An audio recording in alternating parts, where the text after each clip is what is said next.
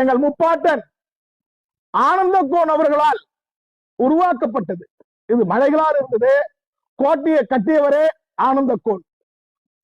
அவருக்கு பின்னர் அவர் வம்சாவளிகள் கிருஷ்ணகோன், கோனேரிக்கோன், புளியக்கோன், வலியக்கோன், கோபாலிங்கலிங்கக்கோன் என 300 ஆண்டு காலம் இந்த கோட்டையை கட்டி ஆண்டு இருக்கிறார்கள். ஏதோ நான் இந்த செய்தியாளருக்காக அந்த தகவலை சொல்லவில்லை.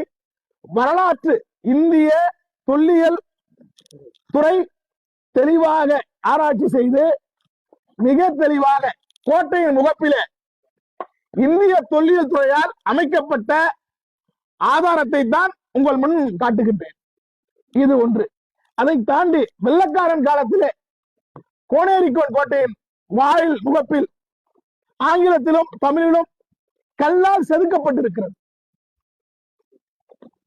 அதை தாண்டி பாண்டிச்சேரியில மெக்கன்சி என்ற ஒரு வெள்ளைக்காரர் பிரின்சி பாண்டிச்சேரியில ஆய்வு கூடத்திலே இந்த கோட்டையை கட்டி ஆண்டது ஆனந்தகோன் தான். ஏனென்றால் இந்த புத்தகம் மெக்கன்சி வரலாற்றில் தான் எழுதப்பட்டிருக்கிறது. இவ்வளவு தரவுகள் இருக்கும் பொழுது, இவ்வளவு பெரிய ஆதாரங்கள் இருக்கும் பொழுது, எந்த அடிப்படையில் செஞ்சி கோட்டையை மராட்டியர் கோட்டை என